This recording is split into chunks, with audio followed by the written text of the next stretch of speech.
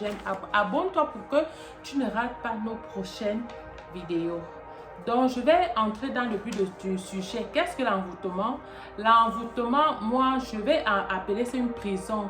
C'est que quelqu'un prend ton esprit en otage, il programme les choses dans ton esprit pour que tu commences à agir à la faveur de cette personne.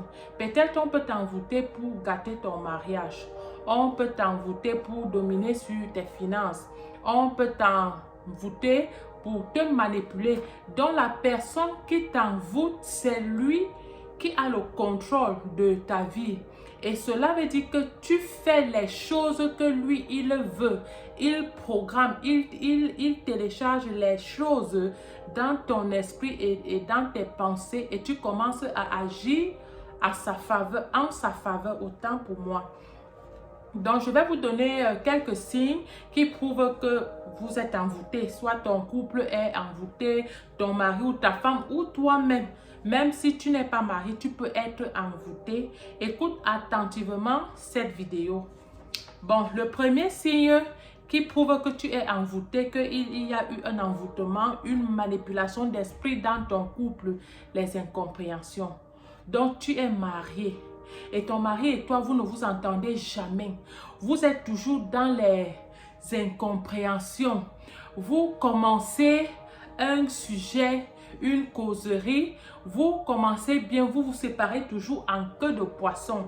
Donc, vous ne vous entendez jamais. Vous finissez toujours vos causeries, soit par des bagarres, par des insultes. Donc, vous vous séparez toujours en queue de poisson. Toujours fâché en queue de poisson, dans les incompréhensions, dont la personne qui a envoûté votre couple programme les incompréhensions entre toi et ton partenaire, dont ton homme et toi, vous ne vous entendez jamais. Dans tous les sujets, vous ne vous entendez jamais. Donc cette personne va vous rendre opposé. Donc, il va vous rendre opposé. Or, la Bible dit l'homme et la femme sont une seule chair. Pourtant, le monsieur qui vous envoûte, vous sépare quoi. Il vous rend opposé. Donc, il y a les incompréhensions. Le deuxième signe, il y a la division. Vous êtes divisés. Chacun fait les choses de son côté. Chacun fait sa part là-bas. Pourtant, vous êtes un couple. Vous êtes un couple marié officiellement, mais vous êtes divisés. Tout ce que vous faites, vous êtes divisés. Et chacun fait comme il veut. Et chacun fait à sa tête. Et chacun fait. Donc, chacun a sa part d'idées. Vos idées ne sont jamais pareilles. Vous ne vous entendez jamais sur un sujet, sur un projet. Chacun veut faire sa part, cachée en cachette en cachette. Dans le troisième signe, il y a le rejet. Le rejet. Ton mari et toi, vous vous rejetez. Ton mari te déteste, toi également, et tu le détestes. Sa cause est le rejet. Tout ce que tu dis, ça énerve ton mari. Tout ce que ta femme te dit, t'énerve. Tout ce que ton mari te dit, ça l'énerve. Donc, le rejet. Il n'y a rien que ton mari ou ta femme accepte de toi. Et ton mari ne supporte plus ta parole. Même ta nourriture, même il refuse. Il dit que tu as mal préparé. Tout ce que tu fais dans les yeux de ton partenaire, il rejette, il voit toujours ça mal. Je dis le rejet dans tous les sens. Même tes habits, il rejette tout ce qui te concerne. Dans le quatrième point, il y a la bagarre, la violence. Les bagarres, la violence. Ton mari devient violent. Il commence à te bastonner. Le monsieur qui ne t'a jamais tapé, il est déjà violent. Il te bastonne. Et il y a également la violence verbale. Ton mari t'insulte, il te rabaisse. Devant lui, tu ne représentes rien. Donc, il te rabaisse, il t'insulte, il te traite de tous les noms. Pareil aussi avec ta femme et ta femme également les insulte, elle te dénigre, elle te rabaisse. Ok. Dans le 5e point, il y a l'absence des rapports sexuels. Vous savez que ce qui fait en sorte que vous êtes en couple, vous êtes mariés, c'est lorsqu'il y a les rapports sexuels. Parce que, et c'est lors des rapports sexuels que vos esprits se communiquent. Vous êtes une seule personne, une seule chair. Donc, un couple qui n'a pas de rapport sexuel, ça, ce n'est plus un couple. Donc, l'absence des rapports sexuels, ton mari n'a pas envie de toi, n'a plus envie de toi, ta femme également n'a plus envie de toi. Vous ne vous désirez plus, vous arrêtez les rapports sexuels. Donc, plus de rapports sexuels. Le 6e point, l'infidélité. Ton mari devient infidèle, ta femme également et devient infidèle.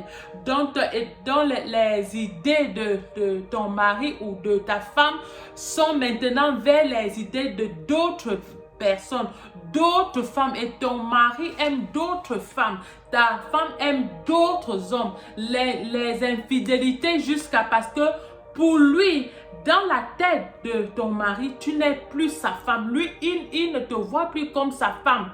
Car la personne qu'il a envoûtée a changé son cœur. Il a tourné son cœur vers lui, quoi. Dans le 7e signe, il y a les regrets. Et ton mari commence à te dire, je regrette de t'avoir épousé et je ne savais pas que c'est comme ça que tu étais. Il commence à regretter de t'avoir épousé, de t'avoir fait du bien. Il regrette tout ce qu'il a fait avec toi, il regrette. Le 8e signe, c'est rien ne marche. Un couple envoûté, rien ne peut marcher. Un foyer qu'il n'y a pas d'entente, rien ne peut marcher. Tous vos projets ne marcheront jamais. Rien ne va avancer. Vous n'allez jamais avancer parce que c'est quand il y a l'entente, vous mélangez vos foi que vous évoluez. Mais lorsqu'il n'y a pas d'entente dans un foyer, vous n'allez jamais évoluer. Vous n'allez jamais prospérer parce que vous êtes envoûté. La personne a envoûté vos esprits, vos têtes, vos idées. Et cela veut dire que la personne qui a envoûté votre foyer, et c'est plutôt à cette personne que vous faites du bien et vous oubliez même de faire du bien à vous-même, à vos enfants et à vos femmes. Le 9e signe, le divorce. Vous allez finir par divorcer parce que le but de cet envoûtement, c'est de vous séparer. C'est de vous séparer. Soit la personne ne veut plus vous voir ensemble, ne vous aime pas. Vous allez finir par divorcer.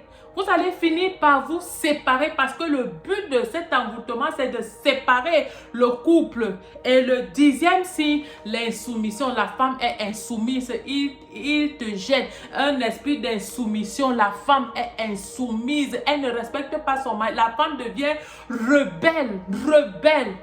Ton mari ne supporte même plus rester à côté de toi. Il ne supporte plus sa maison. Il est toujours dehors. Avec les autres gens, ton mari cause bien, mais quand c'est à la maison avec toi, il ne cause plus. Toi et lui, vous êtes opposés. Donc, ça, c'était je voulais vous donner quelques signes qui prouvent que votre couple est envoûté. Donc, si tu te reconnais dans les signes que j'ai donnés là, ma soeur, lève-toi, mon frère, lève-toi. Et moi, je vous le dis, soyez des femmes, des hommes spirituels. Parce que quand tu es quelqu'un spirituel, il y a les choses que Dieu va te révéler. Le mariage, c'est une institution divine qui vient de Dieu. Cela veut dire que tu ne peux pas bâtir un foyer sans Dieu. Pour que ton mariage réussisse, même si on en vous, tu as besoin de l'institution de celui qui a donné les règles du mariage. Donc soyez des personnes de prière. Un foyer qui n'a pas Dieu est comme un gilet pare-balles. Le foyer là tombe comme ça là. Mais quand ton foyer, Dieu est le centre de votre foyer, ils vont tout faire. Vous n'allez pas vous séparer. Car la Bible dit, si 1000 tombent à ma gauche, 10 000 à ma droite, je ne serai pas atteint. Donc un foyer qui a Jésus, tout ce qu'ils vont faire, ils vont vous envoyer les vents, les tempêtes, tout ce qu'ils vont faire. Ça ne va pas, votre foyer ne sera pas renversé, ça sera nul et sans effet parce que tu as Jésus, ton foyer est fondé sur le rocher. Donc franchement, donnez vos vies à Jésus.